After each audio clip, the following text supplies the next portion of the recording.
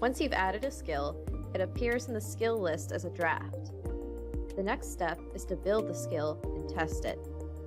To build a skill means to make it available for testing by advanced users and Coleman admins. To do this, first select one or more draft state skills. You can see that this skill is a draft in the status column. Then, click the build icon. We can see on the card at the top that a build has begun. We'll have to wait for it to finish. This will take a few minutes, so this is a good time for a coffee break.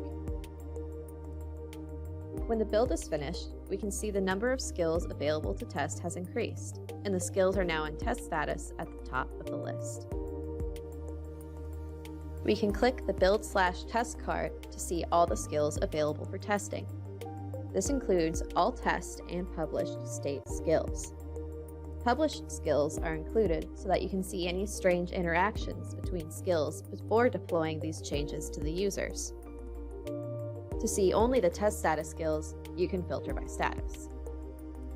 To test your skill, open the Try It Out pane. Make sure you're in the Test tab.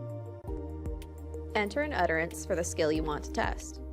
If you need a reminder about your skill's utterances, you can quickly find them in the Skill Details overlay.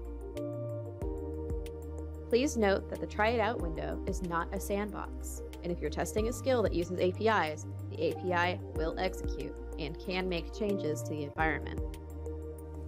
While you're testing, it's important to keep in mind that your skill should feel like a conversation.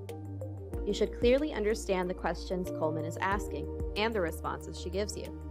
Consider how this interaction would feel if you were speaking aloud rather than typing as well, since your users might choose to use the voice input method. Continue testing and iterating on your skill by editing and building new changes.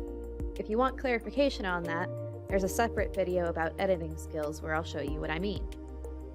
If you're happy with your skill, the next step is publishing, and you should proceed to the appropriate video.